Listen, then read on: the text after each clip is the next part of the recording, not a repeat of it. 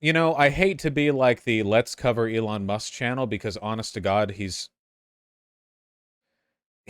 not that interesting. No, see, like, he's very predictable. Poke art at me for me or I'll cry. Keep this in the segment.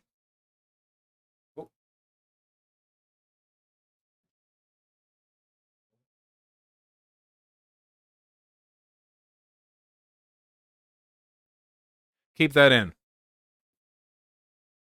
Or I should say, Elon Musk messes stuff up in very predictable ways consistently. But, you know, earlier today, a tweet went out from Twitter, if you can believe such a thing. You want to see what that tweet said? You're not going to believe it, okay? So crazy, you're not even going to be able to perceive it. What did I tell you? Your brains just can't handle it.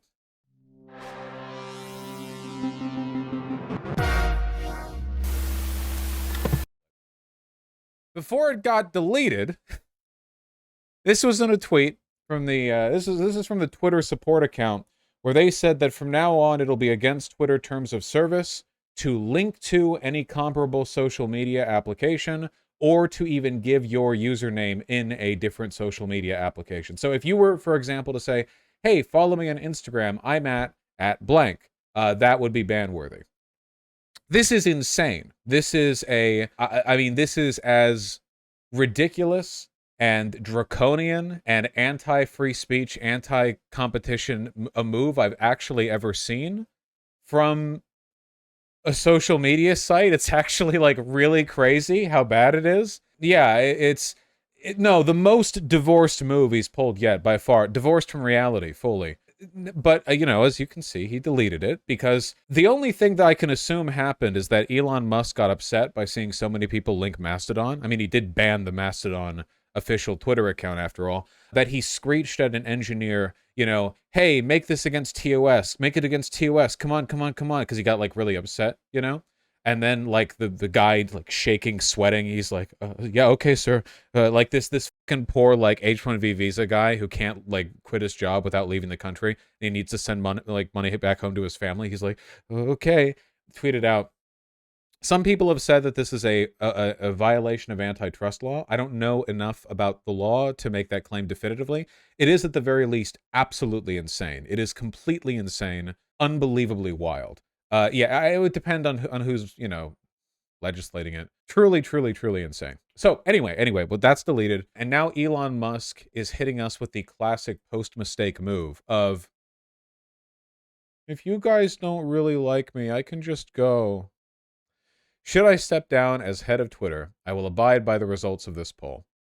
Now, you know, regardless of what happens, the result of this poll shouldn't be counted as reliable because he can just bot whatever he wants. Again, he literally owns the site. He can do anything he wants. He could just magically have 10 million votes go to either one if he would prefer. So it's not exactly a reliable outcome, no matter how you kick it. No matter how things turn out, I think that there's a different read on this than just him being egotistical and thinking like everyone would say, "Oh no, come and stay, come and stay." And then he would have like official permission from his Vox Populi, Day or whatever. I think there are people who are pressuring Elon Musk to step down. Possible candidates might be, I don't know, like the Saudi government, the people who lent him money. Maybe people like some of his finance people told him that he is driving down the price of Twitter stock, which means that the stock that he leveraged the Twitter purchase against is decreasing in value, you know, like that. There are a lot of finance people who might be pressing him to please get the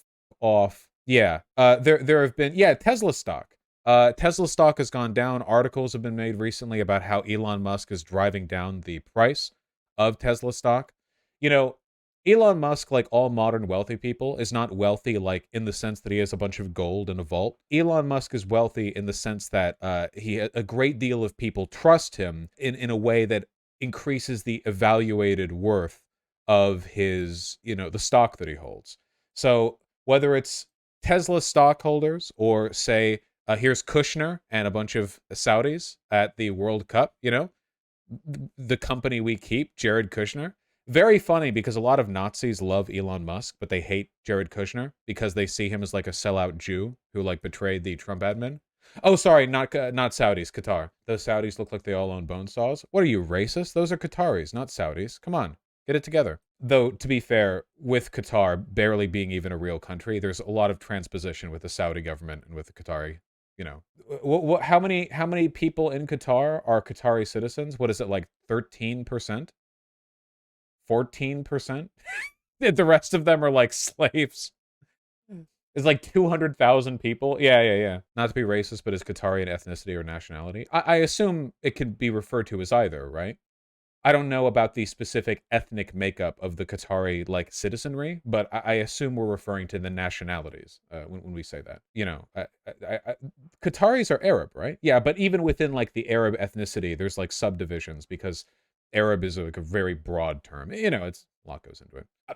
Regardless of the complexities of the geopolitical situation down there, the point that I'm trying to make here, is that there are probably a lot of very powerful people who are leaning on Elon Musk to, please God, stop. I think it was from the Finance Times the other day, where stockholders were considering removing him. Large shareholder from Tesla asks for a new CEO. Analysts are screaming that Elon Musk's Twitter obsession hurts Tesla. This is something that a lot of people don't get, and it's really, really important to remember, you know? Again, this wealth is interconnected. Elon Musk's wealth, in large part, is just a reflection of the worth of the stocks that he owns, right? Tesla, the company, isn't some like Republican. It's not like Black Rifle Coffee, you know? It's not like My Pillow CEO guy. It's not like a Republican company. The Tesla brand was and is supposed to be a broadly popular luxury, you know, electric vehicle brand. That's the point. My Tesla, yeah, My Pillow, My Tesla, My Black Rifle Coffee. Elon Musk being so nakedly partisan on Twitter, something that, by the way, you tend not to see CEOs do for a reason. You guys ever wonder about that? Like, you have the people like Mike Lindell who are aggressively partisan. For the most part, even though ultra wealthy people tend to be very far right, they don't tend to scream about it from the high heavens. There's a reason for that. It turns out political partisanship does tend to alienate people who might otherwise purchase your products. And that's exactly what's happening now. It leads to a lower appraisal of Tesla's value. It leads to lower sales, less confidence in Elon Musk as a Tony Stark figure, which people delusionally bought into prior to all this, or, you know, some still do, but it used to be more of a maintained illusion than we currently see. And what that means is that Elon Musk, as CEO, is failing to meet his fiduciary responsibility to the stockholders of Tesla, which, again, he only owns like 13% of the stock, and he sold off a lot of it too, which means that the rest of the stockholder, or the board of shareholders, you know, they are not very happy with Elon Musk's Twitter addiction costing them money. They're losing money. Very, very, very powerful people are losing money. Vaush, you're probably wrong. There's no shot of him being dropped from Tesla. 90% of non-Elon stockholders would need to agree to kick him. Like with Zuck, there are special rules that protect the CEO. You need a 90% vote in Tesla for the shareholder. What would it take to vote Elon Musk out as Tesla's CEO? Even if they can't directly vote him out, it's still worth noting that he also loses money when Tesla stock goes down, and he does have other investors. There are a number of Oh God, I can't speak at all today. There are a number of financial pressures that are moving him, like pushing him out of this insane partisan bullshit. And it's really a matter of like how extensively, they act on him. Isn't his Twitter debt leveraged with Tesla stock, which is likely to turbo tank tomorrow? It's not likely to go up tomorrow, that's for sure, when the markets reopen. And the Twitter debt is leveraged with a couple billion Tesla stock. How much Tesla stock Elon Musk Twitter purchase? How much? Sold 19.5 million shares. Okay, but how much is it currently hedging on? Let me see. He sold 7 billion of his Tesla stock in August, 19 billion since April. But how much are currently tied up in it, you know? These financial deals, they're so complicated. Elon also got funding for buying Twitter from the Saudis. Yeah, sold about 7 billion of the kind of stock. Here's a quick breakdown of Tesla shareholders. Thank you. Kimball Musk, the younger brother of Elon Musk. Okay. Zachary Kinhorn, institutional shareholders. Elon Musk, of course. Susquehanna Securities. Capital World Investors. You just gotta know these people ain't going to be that happy with him. I mean, they're definitely not. Kimball Kitsuragi? Yes, of course. Elon Musk, step down, Twitter CEO. Anyway, the point that I was trying to get at, that I was laboriously making my way towards, was that it's possible that what Elon Musk is doing here is trying to find like a graceful exit to being CEO of Twitter so that he can stop shooting himself in the foot 24/7 by operating it, put it in charge or put it in the hands of somebody more competent. And that way he might be able to salvage some of the damage to Tesla. That's my thought, you know? I feel like in either way he kind of wins here, because if he doesn't step down, then, you know, there's that. But if he does step down, it means that he gets to, like, leave as some kind of noble, you know. I don't know. I don't know. We'll see how it plays out. It might just say he should step down, but then he says, oh, actually, well, nobody else can replace me, so I have to stay anyway. It's impossible to say. It's not possible. What has he been up to tweeting? Why do so few report about millions of people crossing the border? Those who want power are the ones who least deserve it. Yikes. No one wants the job who can keep Twitter alive. There is no successor. Oh yeah, Lex Friedman tweeted, let me run Twitter for a bit, no salary, all in. Do they think this is how it works? Okay. The only thing that I know about Lex Friedman, again, I know he's a very big, powerful guy. The only thing I've seen from him is like very embarrassing shit with Elon Musk on Twitter. Every time I see something from him, it's him being a dick rider. You must like pain a lot. One catch. You have to invest your life savings in Twitter, and it has been in the fast lane to bankruptcy since May. Still want the job. Hey, Elon Musk, I get accounts whose sole purpose is to promote the other accounts being forbidden, but telling people they can't link out to their Instagram is way too far. The same goes for Linktree. I used mine to link to my website, my coffee biz, etc., not to compete with Twitter. Okay, that seems reasonable. Wait! He didn't know this? I know he's since had the tweet delete. Wait, did he learn something from the quartering? Hey, Elon, it's dumb. Don't do this thing no one else does. Okay. Policy will be adjusted to suspending account when the... Dude, the quartering won a debate. Holy shit. Unbelievable. The quartering won a debate. That is incredible. Elon is literally a guy who just believes whatever the last person he spoke to says. It's very common with this type of person. You have Donald Trump, Elon Musk, and Joe Rogan as like the big three. People who just kind of swim their way forward through life. And the last time somebody said, hey, Padre, nice dick, very big. Hey, listen to this. And then gives them some absolute bullshit. They'll just roll with it, you know? Kanye as well. I don't think it applies to Kanye.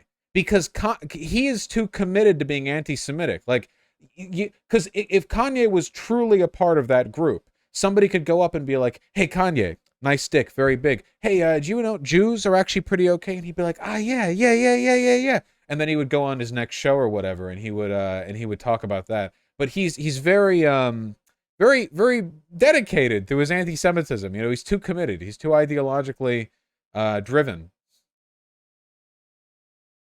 A wacky guy. We should ask you if he loves Stalin. He might. A lot of far-right people like Stalin.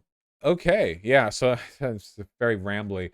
It's difficult to do this. It's difficult to do anything like really consistent, cohesive, like well-structured when it comes to talking about Elon, because it's all so dumb that it sounds like self-parody. Like it doesn't sound real. Oh, he said he likes Mao. Okay. Dictators tend to like dictators. Oh, they're doing this to a poll as well? Ah, there we go. Should we have a policy preventing the creation or use of existing accounts for the main purpose of advertising other social media platforms? Good luck. Do any of these people know how to run a social media? Well, this is the big contrast, right? This is one of the reasons why I've said before that rainbow capitalism, while not enough, is not bad. Like, rainbow capitalism is better than non-rainbow capitalism. It is good. And the reason for that is because there are strong financial incentives that encourage corporate leadership and companies in general to be even-handed, and sometimes even quite positive when it comes to social progressivism. And when you have leaders or companies who don't do that, they tend to get broadly maligned. This is a reflection of the general progressive sentiment in the country. Remember that as much as the conservatives might screech and piss themselves, something like 60 to 70% of this country is positive or progressive on some measure of like trans identification. And then if you go into stuff like support for gay marriage, what are we at? Like 85%? That might be a bit high. Hold on. Pew Research... Gay marriage. Anything in the past year? That was a bit high on my part. My apologies. I think when I was thinking 85, I was thinking like whether it's okay for like gay people to marry each other. It's about 2 to 1. 6 in 10 adults express a positive view of the impact of same-sex marriage being legal. 37% have a negative view. Yeah, so 61 to 37 with what is that, a 2% in the middle? Yeah, okay. Oh yeah, no answer 3 right here. Almost a 2. You know, what? Maybe 3/5. Is this rainbow capitalism or woke capitalism though? Well, I mean, to the extent that they mean anything, they're kind of in the same ballpark.